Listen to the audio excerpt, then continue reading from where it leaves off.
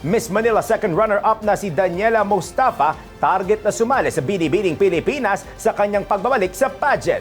Alamin sa iSpotted Report ni Anton. Isidido si Daniela Mostafa na muling sumabak sa isa pang beauty pageant matapos mabigong makuha ang corona sa Miss Manila 2024.